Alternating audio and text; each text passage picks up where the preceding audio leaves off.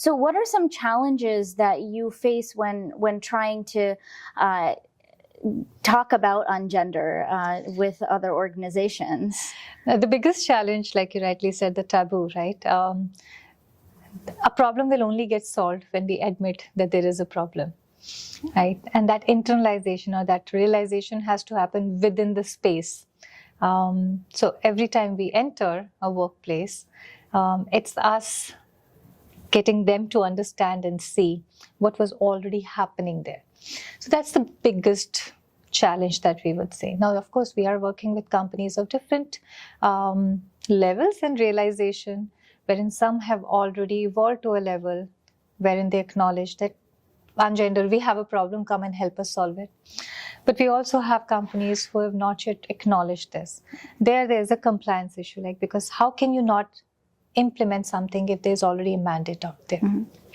That's one, acknowledging and realizing and admitting that we have a problem so that we can start working on the solution. The second part is the beneficiary or the stakeholder, the people at the receiving end. Sexual harassment in the workplace, the person or the individuals or humans on the other side, the receiving side, are primarily women. Right. And we all understand how difficult it is for women to speak about these issues. There's a lot of stereotypes, stigma associated with every time a woman speaks up and asks for something better or rejects what is being extended her way. Yes. These two sets, I think, enough challenges for us for the work that we have been doing. Absolutely. And what kind of motivated you or inspired you to face the issue of sexual harassment in workplaces? Started with myself.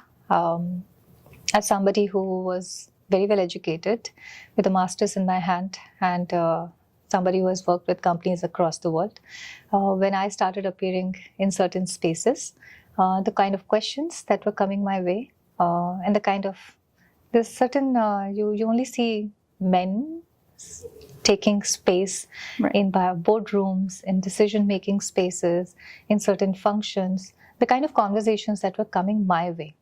The timings at which I should be looking for a certain job at, the roles that are suited for me, how long I'm going to be staying in the company, whether I'm a reliable talent to be taken inside the company or not.